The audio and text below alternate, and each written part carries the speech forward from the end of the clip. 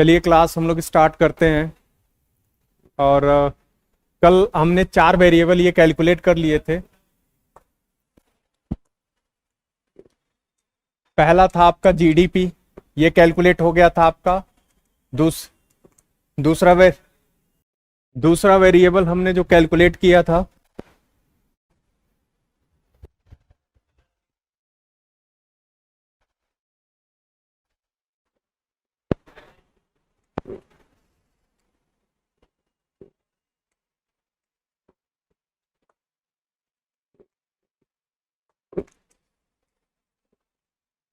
पहला जो वेरिएबल आपका कैलकुलेट हुआ था जीडीपी, ये हमने देख लिया। दूसरा एनडीपी कैलकुलेट किए थे, ये हमने देख लिया। तीसरा वेरिएबल जीएनपी हुआ था, ये भी हमने देख लिया। चौथा था आपका एनएनपी, हमने लास्ट में कल कैलकुलेट किया था। यहीं पे क्लास आपकी छूटी थी। अब इसी के बाद हम लोग आगे बढ़ते हैं, ठीक है।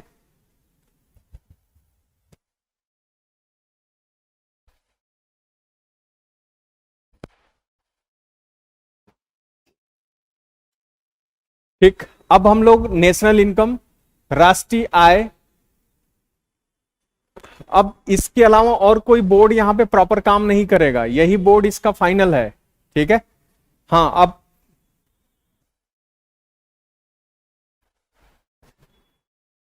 ठीक, तो नेशनल इनकम, राष्ट्रीय आय पे हम लोग अब चर्चा करेंगे। नेशनल इनकम, राष्ट्रीय आय, यहीं से क्या होता है आपका कैलकुलेट होता है राष्ट्रीय आय।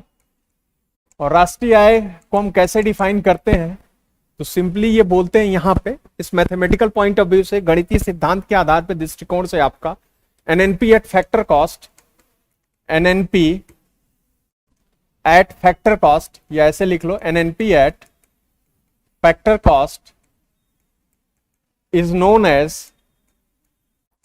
As NI. एनएनपी लागत मूल्य पर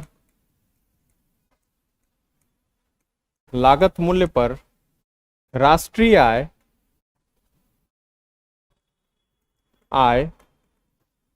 कहलाता है। ये परिभाषा आपने मैथमेटिकल डेफिनेशन क्या किया, यहां पे लिखा, गणितीय जो परिभाषा है। अब देखिए आप आगे यहां पे आइए, एनएनपी फैक्टर कॉस्ट पे, ठीक है, लागत मूल्य पे या साधन लागत पे, ऐसे भी बोल सकते हो, एनएनपी साधन लागत पे राष्ट्रीय आय, नेशनल इनकम क्या होता है आपका, कहलाता है, ठीक है। अब देखो जीडीपी आपने जब कैलकुलेट किया था तो शुरू में जीडीपी की परिभाषा याद करिए। मैंने आपको लिखवाया क्या था जीडीपी की परिभाषा, कि market price of final goods and services, बाजार मूल्य था आपका। वहां पे हमने लिखा था आपका मौद्रिक मूल्य लिखा था एक्चुअली, लेकिन मैं शुरू से ही मार्केट प्राइस, बाजार मूल्य कंसीडर करके आपका चल रहा था, ठीक है ना। तो जीडीपी आपके मार्केट प्राइस पे था, ऐसे एमपी लिखा जाता है, मार्केट प्राइस पे था। तो इसी से हमने एनडीपी कैलकुलेट किया था, तो एनडीपी भी किस पे होगा, मार्केट प्राइस पे भी आएगा, ठीक है, बाजार मूल्य पे ही रहेगा। इसी जीडीपी से हमने जीएनपी कैलकुलेट किया था, तो जब ये मार्केट प्राइस बाजार मूल्य पे था तो ये भी किस पे होगा, मार्केट प्राइस बाजार मूल्य पे ही होगा। और चूंकि हमने जीएनपी से एनएनपी कैलकुलेट किया था, कल का लेक्चर याद करिए, ठीक है, तो ये भी किस पे होगा, जब ये मार्केट प्राइस बाजार मूल्य पे, तो ये भी किस पे होगा, एमपी मार्केट प्राइस पे होगा आपका। इसी मार्केट प्राइस, यही जो एनएनपी आपकी दिख रही है यहां पे, इसी को करना क्या है, फैक्टर कॉस्ट पे आपको कन्वर्ट कर देना है। फैक्टर कॉस्ट पे, साधन लागत या लागत मूल्य पे क्या कर देना है, आपको रूपांतरित कर देना है। तो कैसे आप निकालते हो, यानी जो नेशनल इनकम एनआई आएगा वो एनएनपी से ही निकलेगा आपका। तो नेशनल इनकम राष्ट्रीय आय का फॉर्मूला क्या होता है, NNP at FC, factor cost, यानी साधन लागत पे। और साधन लागत पे निकालने के लिए क्या करोगे आप, एनएनपी आपने मार्केट प्राइस पे निकाला हुआ था कल, ठीक है ना, बाजार मूल्य पे निकला हुआ था आपका। अब एनएनपी के आगे कुछ ना लिखे तो आप अंडरस्टूड वहां पे कर लेना कि वो मार्केट प्राइस बाजार मूल्य पे ही आपका क्या है, कैलकुलेटेड है, ठीक है। अब इसमें से हम क्या करते हैं, जितने भी टैक्स होते हैं, ठीक है ना, टोटल टैक्स, कुल कर हम क्या कर देते हैं, माइनस कर देते हैं। और सब्सिडी जो अर्थ सहाय होता है, इसको क्या कर दिया जाता है आपका, प्लस कर दिया जाता है। अर्थ सहाय क्या करते हैं हम, प्लस कर देते हैं, ठीक है। और जो निकल के आता है वो फैक्टर कॉस्ट पे क्या होता है, रूपांतरित हो जाता है। अभी बहुत ज्यादा चीज आपके समझ में नहीं आई होगी, ठीक है ना। अब मैं इसको एक्सप्लेन कर रहा हूं कि टैक्स कौन सा माइनस होगा, ठीक है, और क्या इसमें आपका प्लस होगा। याद करिए, जब मैं आपको प्राइस की परिभाषा बता रहा था, मूल्य मार्केट प्राइस जब हम निकाल रहे थे, ठीक है, मार्केट प्राइस बाजार मूल्य जब हम निकाल रहे थे, तो उसमें मैंने बोला था कि क्या कॉस्ट रहेगी, लागत रहेगी, जिसको हम फैक्टर कॉस्ट भी कहते हैं, साधन लागत भी कहते हैं हम, ठीक है, प्लस इसमें क्या होता है आपका प्रोडक्ट टैक्स जुड़ा होता है, फिर उसके बाद क्या होता है प्रोडक्शन टैक्स होता है, फिर उसके बाद प्रोडक्ट टैक्स इसमें क्या होता है आपका जुड़ा होता है, प्रोडक्शन टैक्स, प्रोडक्शन टैक्स, उत्पादन कर, ये सब पढ़ाया जा चुका है आपको। इसीलिए मैं कल बोला था कि पिछला लेक्चर एक बार रिपीट करके रिवाइज करके आना, ठीक है। उत्पादन कर होता है और फिर इस पे क्या होता है आपका प्रोडक्ट टैक्स होता है, प्रोडक्ट टैक्स, उत्पाद कर होता है, इस पे क्या होता है जुड़ा होता है, ठीक है। लेकिन ये जो प्रोडक्ट टैक्स होता है ये नेट होता है, नेट प्रोडक्ट टैक्स होता है, और नेट क्या होता है आपका प्रोडक्ट टैक्स होता है। तो नेट जब निकालते हो तो प्रोडक्शन टैक्स में से सब्सिडी क्या कर देते थे आप, माइनस कर देते थे। अगर जो आप यहां पे नहीं माइनस करना चाहते हो तो सिंपल प्रोडक्ट टैक्स लिख दो, अब प्रोडक्शन और प्रोडक्ट टैक्स लिख के सब्सिडी यहां पे क्या कर दो, माइनस कर दो, ठीक है। तो इसी को हम क्या कहते थे, टोटल टैक्स, कुल कर कहते थे। टोटल टैक्स यही हो गया, कुल कर, ठीक है ना, कुल कर हम इसको क्या कहते थे आपका बोलते थे। तो आप यहां पे जो ये टोटल टैक्स है वही चीज मैंने यहां पे प्रोडक्शन, प्रोडक्ट एंड प्रोडक्शन, ये अलग अलग लिखने की बजाय टोटल टैक्स हमने क्या कर दिया यहां पे कर दिया। सब्सिडी अर्थ सहाय, सरकार क्या करती है आपको छूट देती है। तो अब ध्यान देना आप, मार्केट प्राइस जो आपका बाजार मूल्य होता है, ठीक है, वो क्या होता है आपका लागत प्लस क्या होता है आपका टैक्स होता है, ठीक है, वो भी शुद्ध टैक्स या निवल टैक्स, सब्सिडी माइनस करके होता है। तो हमने टैक्स यहां पे क्या कर दिया, ऐसे टोटल टैक्स यहां पे हमने जोड़ दिया है, ठीक है। तो जो टोटल टैक्स है, अभी मान लो कि सब्सिडी अर्थ सहाय क्या होगी आपकी जीरो हो गई, केवल टैक्स ही क्या हो रहा है आपका लग रहा है। तो लागत में टोटल टैक्स जोड़ दोगे तो आपका प्राइस क्या होता है निकल के आता है। याद करिए मैंने मार्कर का एग्जांपल लिया था, मार्कर का मूल्य कितना था आपका, लागत कितनी थी 30 रुपए। मतलब इस मार्कर को बनाने में जो आपके जितने भी क्या कहते हैं कि टैक्सेस आते हैं,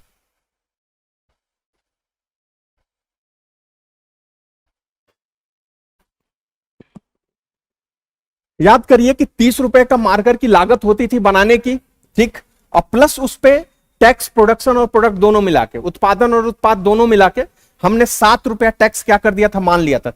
4 रुपए ये मान लिए प्रोडक्शन टैक्स, और हमने क्या कर दिया आपका 3 रुपया मान लिया क्या प्रोडक्ट टैक्स। तो टोटल टैक्स कितना हो गया, 7 रुपए का टैक्स इस पे क्या हुआ है लगा हुआ है, ठीक है ना। यानी लागत जो होती है आपकी, ये जो प्लास्टिक जो रॉ मटेरियल है इसको बनाने में जो मजदूर काम कर रहे हैं उनकी जो सैलरी हो गई, ठीक है, वो सब कुछ मिला जुला के आपका जो बनाया है उसका लाभ हो गया, ये सब कुछ मिला जुला के आपका टोटल कितना आता है आपका 30 रुपए लागत आपकी क्या होती आती है, और 7 रुपए उस पर टोटल टैक्स क्या होता है आपका लगता है। तो प्राइस निकल के कितना आता है आपका 37 रुपए, 37 रुपीज प्राइस क्या होता है आपका निकल के आता है। तो आप देख लीजिए सिंपल फॉर्मूला ये है कि प्राइस इज इक्वल टू, अब इसको और छोटा कर दे रहा हूं, कॉस्ट प्लस क्या होता है आपका टैक्स होता है। तो अगर जो आपको प्राइस पता हो, किसी भी चीज का प्राइस पता हो, तो क्या उसका कॉस्ट और टैक्स आपको पता हो, टैक्स कितना दिया गया है, तो आप वहां पे लागत निकाल सकते हो। कॉस्ट इक्वल टू होगा क्या, कॉस्ट इक्वल टू होता क्या है प्राइस मूल्य माइनस क्या होगा आपका टैक्स होगा।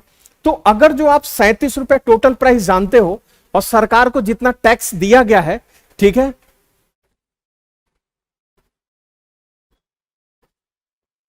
जो टैक्स आपका क्या किया गया आपका दिया गया है, सरकार के पास डेटा आपका होता है और लागत आपको निकालनी है। तो कैसे आप निकालोगे, प्राइस आपको 37 रुपया पता है और टैक्स आपने 7 रुपया क्या कर दिया माइनस कर दिया, तो कॉस्ट निकल के आ जाएगी 30 रुपया।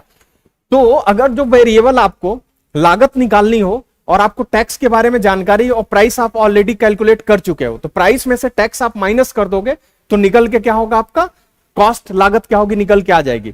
तो एनएनपी जो फैक्टर कॉस्ट, ये जो एनएनपी कल आपने मार्केट प्राइस पे बाजार मूल्य पे कैलकुलेट किया था, तो जितना भी वस्तु और सेवाओं का उत्पादन आप कर रहे हो, जितना भी वस्तु और सेवाओं का उत्पादन कर रहे हो उसका मार्केट प्राइस आपने निकाला हुआ है, उसी में से उठा के टोटल टैक्स क्या कर देना आपका माइनस कर देना है। टैक्स को उठा के क्या कर दोगे माइनस कर दोगे, फैक्टर कॉस्ट क्या होता है निकल के आ जाता है।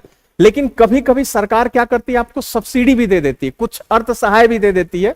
जैसे मान लो कि यहां पे आपने लिखा था कि प्राइस कितना था आपका, मूल्य कितना था 37 रुपए था टोटल मार्कर का, ठीक है, फिर इस पे जो टैक्स आपका दिया गया था वो कितना था आपका, 7 रुपए था, 7 रुपए टैक्स था, माइनस कर दिया तो आपको लागत निकल के आ गई, कॉस्ट यहां से माइनस किया तो कॉस्ट निकल के आ गई, कितनी आ गई आपकी 30 रुपए। कॉस्ट आपने पता कर लिया, ठीक है ना, ये टैक्स माइनस करके आपने पता कर लिया। मान लो कि सरकार ने आपको छूट दे दिया हो, जैसे आप जब टैक्स क्या करते हो कि मतलब पे करते हो, ठीक है, तो जैसे जो भी संस्था भारत में जीडीपी को कैलकुलेट कर रही है उसने मार्केट प्राइस कंपनी से सीधे क्या किया, आपका बाजार मूल्य लिया हुआ है, तो उसने एनएनपी मार्केट प्राइस पे कैलकुलेट कर लिया, ठीक है।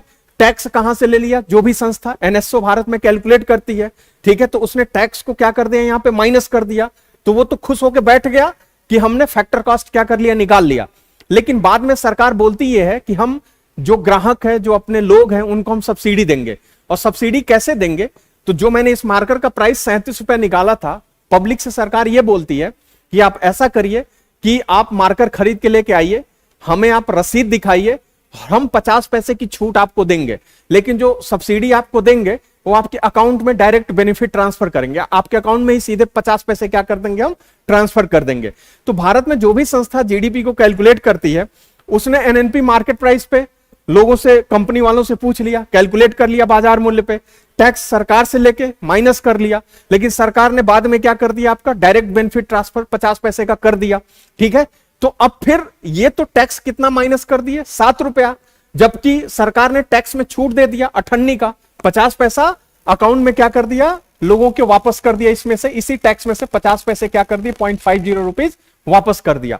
तो माइनस कितना हो गया, 7 रुपए हो गया ना यहां पे, लेकिन होना चाहिए एक्चुअली कितना, 6.5 रुपया, 6.5 रुपया, क्योंकि 50 पैसा जो कस्टमर है, जैसे एलपीजी का सिलेंडर है, आप देखते होंगे कि कुछ पैसा आपके अकाउंट में वापस आ जाता है, तो जो पैसा वापस आया है वो तो आपने यहां पे कुछ एडजस्ट किया नहीं, होना चाहिए एक्चुअली कितना, 6.5 रुपया, यहां पे टोटल टैक्स माइनस होना चाहिए, लेकिन माइनस कितना हो गया है, 7 रुपया।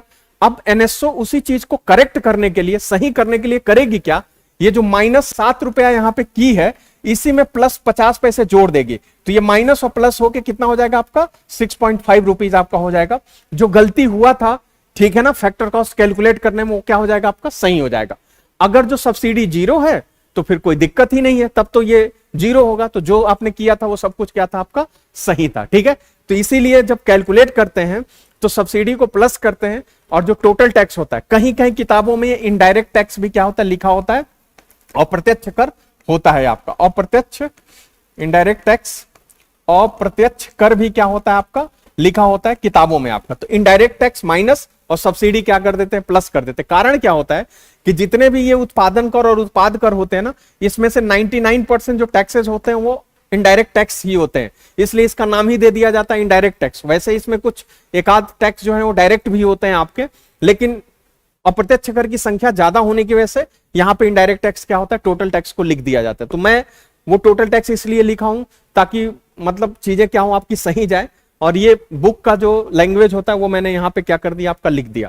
यानी एनएनपी फैक्टर कॉस्ट पे कन्वर्ट करना है तो मार्केट प्राइस निकाल लीजिए, बाजार मूल्य निकाल लीजिए, जितना भी टैक्स दिया गया है टैक्स को माइनस कर दीजिए, तुरंत आपका कॉस्ट क्या होगा, निकल के आ जाएगा। और कॉस्ट निकालने की सिंपल जो फार्मूला है वो मैंने यहां पे आपको क्या कर दिया, बता दिया।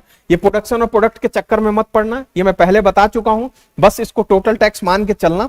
30 प्लस 37, 737 रुपए क्या हो गया आपका, प्राइस हो गया, मूल्य यहां पे हो गया। यही NNP at factor cost, national income, राष्ट्रीय आय क्या होता है आपका, कहलाता है। यहां तक चीज समझ में आई, बताओ भाई।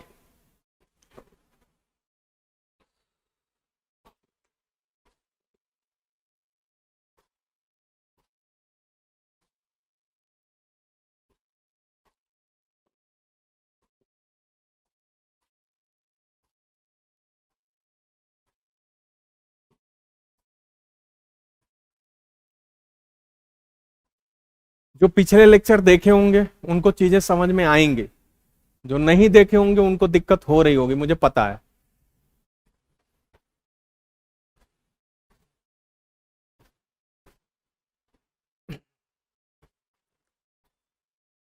अब ये एनएनपी कैसे कैलकुलेट होता है फैक्टर कॉस्ट पे, लागत मूल्य पे, वो मैंने आपको बता दिया। अब हम आगे बढ़ते हैं। अब जब नेशनल इनकम, राष्ट्रीय आय आपका क्या होता है, कैलकुलेट हो जाता है, फिर यहीं से पर कैपिटा इनकम, प्रति व्यक्ति आय क्या होता है आपका, कैलकुलेट होता है। पर कैपिटा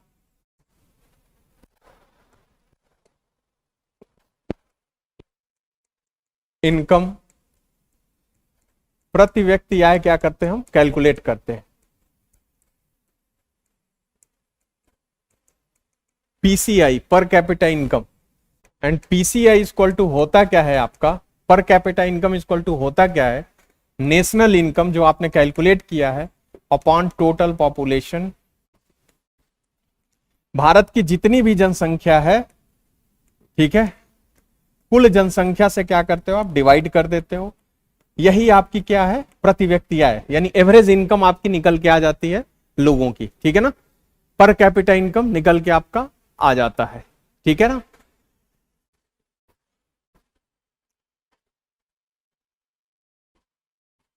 हाँ, फर्टिलाइजर पर भी सब्सिडी आपका दिया जाता है, लेकिन वो जो सब्सिडी होती है वो डायरेक्टली उस प्रोडक्ट पे ही दे दी जाती है, उसमें डायरेक्ट बेनिफिट ट्रांसफर नहीं किया जाता है। अब उसको भी इस तरह से करने का कुछ प्रयास कर रहे हैं ये लोग, लेकिन अभी तो वो उत्पाद पे ही दे दिया जाता है। तो एनएसओ क्या करती है, वो सरकार से सब्सिडी का डेटा उठा लेती है और उसको माइनस कर लेती है। कंपनी से तो मार्केट प्राइस उठाती है और सरकार से टैक्स और सब्सिडी वाला उठा के माइनस करते हैं ये लोग, ठीक है। वो वहां से माइनस होता है आपका, यही होता है आपका प्रति व्यक्ति आय की बात। और भारत में जो पर कैपिटा इनकम पहली बार कैलकुलेट किया था वो कौन थे आपके, दादा भाई नौरोजी थे। First Indian who calculated national income, पहले भारतीय जिन्होंने राष्ट्रीय आय की गणना की थी वो थे दादा भाई नौरोजी थे, ठीक है ना। और इन्होंने 1868, बुक तो खैर बाद में 1868 के करीब ये गणना की थी, और उस समय भारत का जो पर कैपिटा इनकम था 20 रुपया था, ठीक है ना। 20 रुपीज क्या हुआ था आपका, कैलकुलेट हुआ था। और ये जो जिक्र इन्होंने किया था वो बुक का नाम था poverty and un British rule in India. इसी में इन्होंने इसका क्या किया था, आपका जिक्र किया था। कोई बहुत ज्यादा साइंटिफिक मेथड ये नहीं लगाए थे, एक गेस ही था आपका। और दादा भाई नौरोजी ने पहली बार नेशनल इनकम, भारत का राष्ट्रीय आय की क्या थी, गणना की थी, और वहीं से पर कैपिटा इनकम 20 रुपया प्रति व्यक्ति इन्होंने आय उस समय क्या करी थी, निकाली थी। ध्यान देना, ये 1 साल की इनकम होती है, मंथली नहीं होती है। और अगर जो एनएसओ का वर्तमान डेटा आपका देखा जाए, ठीक है, नेशनल स्टैटिस्टिकल ऑफिस ने जो प्रीवियस ईयर आपके 21-22 का कैलकुलेट किया हुआ है, ठीक है ना, 21-22 की जो गणना की है, तो आप देखेंगे यहां पे, इसके आगे वाले पेज पे आइए, देखिए यहां पे ये जो आपकी कैलकुलेशन आपका किया गया है ये कहां पे है, जीडीपी एट करंट प्राइस पे है। यानी ये जितना भी कैलकुलेशन आपका किया गया चालू मूल्य पे किया गया है। तो जीडीपी आपकी गणना एनडीपी की कर दी गई, ठीक है, जीडीपी की कर दी गई, ये सब हमने पहले देखा हुआ डेटा है। अब इसी चालू मूल्य पे हम क्या करते हैं, आगे बढ़ते हैं। करंट प्राइस पे आपका कैलकुलेट किया गया है। अब देखो यहां पे पर capita income, product and final consumption. पर कैपिटा इनकम यहां पे जो कैलकुलेट किया जा रहा है, देखो यहां पे पर कैपिटा एनएनआई, प्रति व्यक्ति नेट नेशनल इनकम क्या किया गया, आपका कैलकुलेट किया गया है। ध्यान देना, आपका पर प्रति व्यक्ति नेट नेशनल इनकम आपका कैलकुलेट किया गया, यही क्या आपका पर कैपिटा इनकम है, प्रति व्यक्ति आय। इसमें ये 29वें नंबर पे आपको यहाँ पे क्या हो रहा है, आपका दिख रहा है, ठीक है। ये जीएनआई है, पर कैपिटा। जीडीपी भी कैलकुलेट करता है आपका एनएसओ, लेकिन हम जो पढ़ रहे हैं प्रति व्यक्ति आय, पीसीआई, वो यही है per capita net national income आपका यहाँ पे जो दिख रहा है। ये आप देखोगे डेटा तो यहाँ पे ये ढका हुआ है दीक्षांत आईएएस से, ये 1,50,000 रुपए है। ये कहाँ का है डेटा, आपके 21-22 पिछले वर्ष का। 22-23 का जो प्रति व्यक्ति आय आएगा वो अगले साल आपका आएगा। ये 21-22 का 1.5 लाख रुपया करंट मार्केट प्राइस पे आपका क्या किया गया, कैलकुलेट किया गया, चालू बाजार मूल्य पे क्या किया गया, आपका गणना किया गया। अब ध्यान देना, यहां पे मैंने आपको अभी परिभाषा बताई थी कि फैक्टर कॉस्ट पे क्या होता है, आपका कैलकुलेट होता है, ठीक है ना। फैक्टर कॉस्ट, अभी जब मैं आपको इकोनॉमिक्स पढ़ा रहा था तो बोल रहा था कि लागत मूल्य पे, ठीक है, क्या होता है, आपका कैलकुलेट होता है। उसी एनएनपी को जो मार्केट प्राइस पे है, इसी को हम क्या करते हैं, आपका लागत मूल्य पे, ठीक है, हम कैलकुलेट कर देते हैं, ठीक है। लागत मूल्य पे इसको हम कन्वर्ट कर देते हैं जो मार्केट प्राइस पे आपका है। लेकिन यहां पे जो गणना आपका दिया गया 1,50,000 रुपए जो यहां पे निकाला गया है, 1,50,000 रुपए, ध्यान देना यहां पे क्या है आपका करंट प्राइस पे है, चालू मूल्य पे क्या हुआ है आपका निकला हुआ है। करंट तो वर्ड ठीक है, प्राइस यहां पे जुड़ा हुआ है। और आपसे मैं तभी से बात कर रहा हूं कि फैक्टर कॉस्ट पे चीजें क्या होनी चाहिए, रूपांतरित हो जानी चाहिए। लेकिन एनएसओ करती क्या है, उसको फैक्टर कॉस्ट पे आने ही नहीं देती है। एनएसओ क्या करती है, मार्केट प्राइस पे ही उसको क्या करती है, कैलकुलेट। यानी एनएनपी जो निकला हुआ है, एक्चुअली जो एनएनआई यहां पे निकला हुआ है, एनएनआई देख रहे हो ना, ये एक्चुअली है क्या, एनएनपी एट मार्केट प्राइस है। यही तो है एनएनपी एट मार्केट प्राइस, यहां पे जो लिखा हुआ है ना, यही है आपका एनएनआई। इन्होंने इसको फैक्टर कॉस्ट पे आने ही नहीं दिया है, ये मार्केट प्राइस पे था, तभी इन्होंने क्या कर दिया, उसको टोटल पॉपुलेशन से, कुल जनसंख्या से डिवाइड कर दिया। यानी जो इंडियन इकोनॉमी है, भारतीय अर्थव्यवस्था है, वो कैलकुलेट करती है प्रति व्यक्ति आय, पर कैपिटा इनकम, मार्केट प्राइस पे क्या करती है, कैलकुलेट करती है, ठीक है।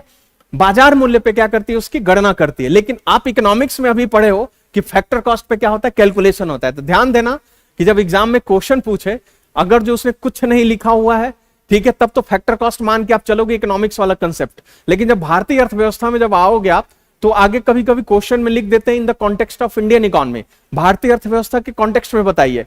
तब जब बात आएगी तो एनएसओ जो प्रैक्टिकल कैलकुलेशन करती है, उसको आपको देखना होगा। वो एनएनपी एट मार्केट प्राइस को ही क्या मान लेती है, नेशनल इनकम मान लेती है, और उसको कुल जनसंख्या से डिवाइड कर देती है, वही पर कैपिटा इनकम, या उसी को पर कैपिटा एनएनआई क्या करती है आपकी एनएसओ बोलती है, नेशनल स्टैटिस्टिकल ऑफिस, राष्ट्रीय सांख्यिकी कार्यालय क्या करता है, बोलता है। तो थोड़ा सा यहाँ पे डिफरेंस इकोनॉमिक्स और इकोनॉमी में आपको समझना पड़ेगा, नहीं तो फिर कंफ्यूज कर जाओगे कि बुक में कुछ और था और यहाँ पे क्या हो गया, कुछ और हो गया।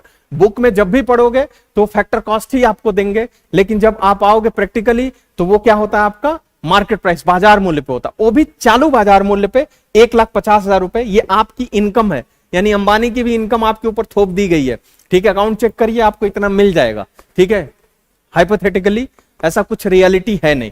अच्छा, आगे अगर जो आप डेटा बढ़ोगे तो ये जो दिया गया ये कांस्टेंट मार्केट प्राइस पे है, 2011-12 के प्राइस पे ये कांस्टेंट हो गया आपका, यानी महंगाई को माइनस करके अब आगे गणना की जाती है। लेकिन अभी भी क्या है, बाजार मूल्य ही है, लेकिन महंगाई को क्या कर दिया गया आपका, माइनस कर दिया गया। तो जब यहां पे देखोगे एनएनआई आपका पर कैपिटा एनएनआई, यही आपका एनएनपी एट मार्केट प्राइस है, ठीक है, NNP eight market price, but ये कांस्टेंट मार्केट प्राइस पे है, ठीक है। स्थिर बाजार मूल्य 11-12 पे है आपका, महंगाई को हटा दिया गया है यहाँ पे। और इस हिसाब से देखोगे तो भारत की जो प्रति व्यक्ति आय है 2021-22 की, वो 91,481 रुपए है, 91,481 रुपया आपका है, ये भारत की प्रति व्यक्ति आय है, महंगाई माइनस करके। और जब महंगाई के साथ करंट प्राइस पे कैलकुलेट कर रहे थे तो 1,50,000 क्या हो रहा था आपका, आ रहा था, ठीक है ना, 1,50,000 क्या हो रहा था आपका, आ रहा था वहां पे, लगभग 1,50,000, 1.5 लाख के करीब आपकी आ रही थी। ये करंट प्राइस पे है, चालू मूल्य पे है, और ये किस पे है आपका, कांस्टेंट प्राइस पे है। कांस्टेंट प्राइस, ये स्थिर मूल्य पे क्या हो रहा है आपका, दिखा रहा है, स्थिर मूल्य पे आपका निकल के आपका आ रहा है। लेकिन है प्राइस ही, कहीं पे कॉस्ट आपका दिख नहीं रहा है, ठीक है ना, कहीं पे कॉस्ट आपको नहीं दिख रहा है। तो ये आपको अंतर समझना पड़ेगा कि इकोनॉमिक्स की बुक में आप क्या पढ़ते हो और प्रैक्टिकली एनएसओ किस तरह से कैलकुलेट आपकी करके आपके सामने लेकर के आती है। ये डेटा आपके सामने है। यहां तक किसी को कोई दिक्कत, बताओ भाई। अब आओ थोड़ा सा एक दो क्वेश्चन देख लो। देखो ये क्वेश्चन आपका जो बना हुआ है,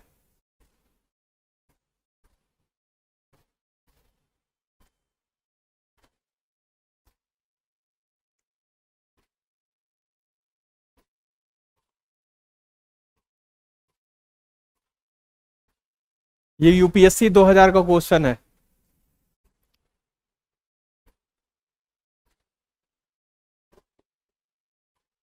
यूपीएससी 2000 का क्वेश्चन है। क्या होगा आंसर? आंसर डी होगा। 67-68 में भारत में प्रति व्यक्ति आय 20 रुपए थी, यह सर्वोत्तम अभिनिश्चित किया, किसने इसको फिक्स किया था? दादा भाई नेरोजी ने किया था। आईएएस प्री 2000 का क्वेश्चन है। और ऐसा नहीं कि यूपीएससी ने एक बार पूछ दिया तो फिर से रिपीट नहीं करेगी। बहुत से ऐसे क्वेश्चन होते हैं जो यूपीएससी में क्या होता है आपका, रिपीट आपका होता रहता है, ठीक है। अच्छा, कुछ क्वेश्चन और भी हैं, दिखा देता हूं मैं आपको। यहां पे आ जाओ, ये यूपीएससी 2013 का क्वेश्चन है, 2013 का क्वेश्चन, प्रीवियस ईयर का पेपर उठा के देखना मिल जाएगा। इसका आंसर बताइए क्या होगा। The national income of a country for a given period is equal to the, एक निश्चित अवधि के लिए किसी देश की राष्ट्रीय आय बराबर है, अगर जो शब्दों को नहीं समझे हो ना, जीडीपी की परिभाषा, नेशनल इनकम, ठीक है, इन सब चीजों को अगर जो नहीं समझे हो वर्ड्स को, तो इसका आंसर पक्का गलत होगा। बहुतों ने गलत किया था, इवन कोचिंग ने भी जब आंसर ही, तो यूपीएससी ने बाद में आंसर सही दिया था, यहां से भी गलती हुई थी आपकी। बताइए इसका आंसर क्या होगा।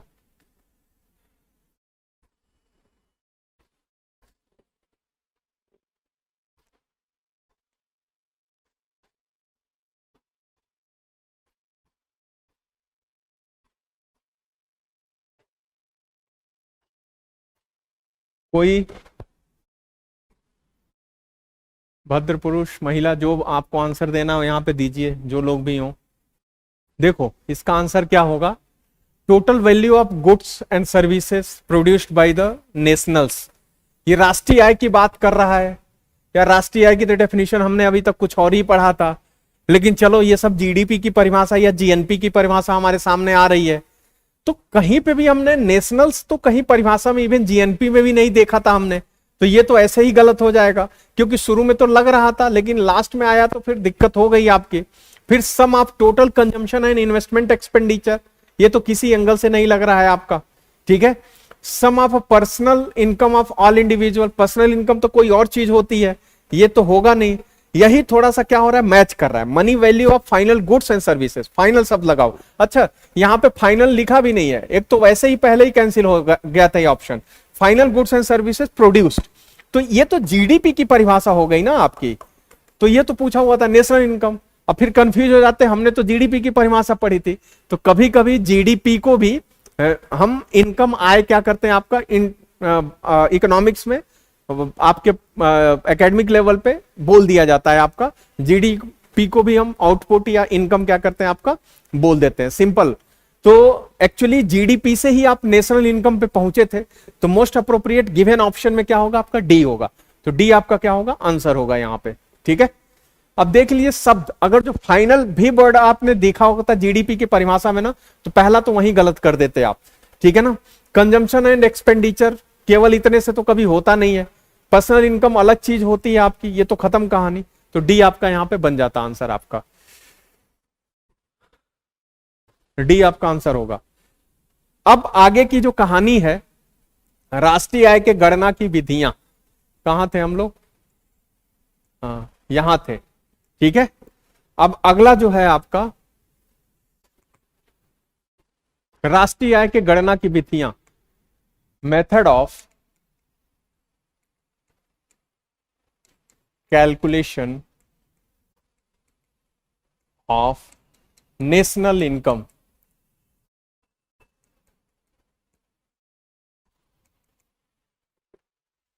राष्ट्रीय आय के गणना की विधियां। अब कहोगे कि सर अभी तक क्या पढ़ रहे थे, तो अभी जो पढ़ रहे थे ना वो एक जनरल मेथड, जनरल कॉन्सेप्ट था आपका, ठीक है। हाँ क्वेश्चन अभी आगे करवाएंगे, ये जो मेथड खत्म हो जाएगा लाइफ लाइन, तब और क्वेश्चन आपका आएगा, नहीं तो वो आगे अभी रख दिया तो फिर समझ में नहीं आएगा, क्योंकि कई चीज मिक्स करके आगे यूपीएससी का क्वेश्चन बना हुआ है, तो थोड़ा सा और कॉन्सेप्ट बढ़ने दीजिए, तब फिर 3-4 क्वेश्चन और लेके आऊंगा आपके सामने। राष्ट्रीय आय के गणना की विधियां, ठीक है ना। तो राष्ट्रीय आय के गणना की 3 विधियां होती हैं, there are 3 method, there are mainly 3 method to calculate the national income. राष्ट्रीय आय के गणना की मुख्यतः 3 विधियां होती हैं। पहली जो विधि है उसी को कहते हैं हम प्रोडक्शन मेथड, या इसी को बोला जाता है आपका वैल्यू एडेड मेथड,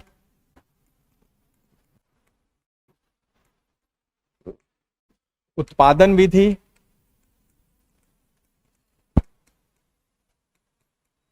या इसी को कहते हैं मूल्यवर्धन विधि। दूसरी जो विधि होती है उसको बोला जाता है आपका इनकम मेथड, आय विधि, तीसरा जो मेथड होता है राष्ट्रीय आय के गणना की, वो होती है आपकी एक्सपेंडिचर मेथड।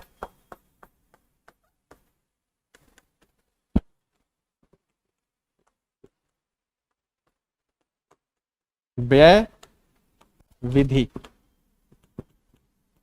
ये तीसरी विधि होती है आपके राष्ट्रीय आय की गणना की। यानी जो नेशनल इनकम आप कैलकुलेट करते हो एनआई, इन तीनों मेथड से क्या करोगे आप कैलकुलेट कर सकते हो। और आदर्श स्थिति में, आइडियल कंडीशन में आपका थ्योरेटिकली सैद्धांतिक रूप से इन तीनों विधियों को अलग अलग अप्लाई करिए तो देश की जो राष्ट्रीय आय निकल के वो एक ही आएगी। ठीक है ना। तो फिर कहोगे कि सर 3 मेथड क्यों, एक ही कर लेते, हमारी पढ़ाई कम हो जाती।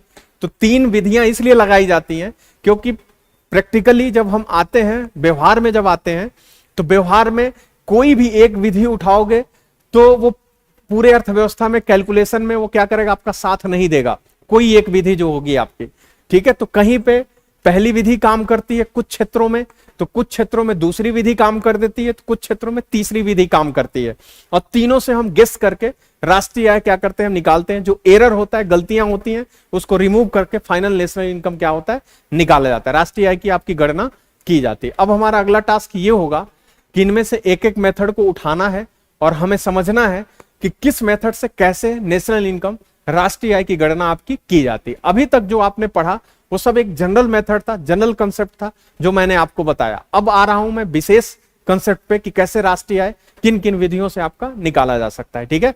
तो पहली जो विधि होगी आपकी प्रोडक्शन मेथड या वैल्यू एडेड मेथड, इसकी कहानी मैं कल आपको बताऊंगा क्योंकि थोड़ा सा लेंदी है ये सब, टाइम लगेगा आपका। ठीक। और भी कुछ मुझे बेसिक चीजें यहाँ पे बताते हुए आगे बढ़ना होगा और फिर आज वो हो नहीं पाएगा आपका। ठीक है ना। तो फिर कल मिलते हैं, कल के लेक्चर में हम लोग इसको देखते हैं। पहली जो मेथड है यहीं से हम लोग स्टार्ट करेंगे। ठीक है। तो आज के लिए इतना ही, मिलते हैं कल आपका। ठीक।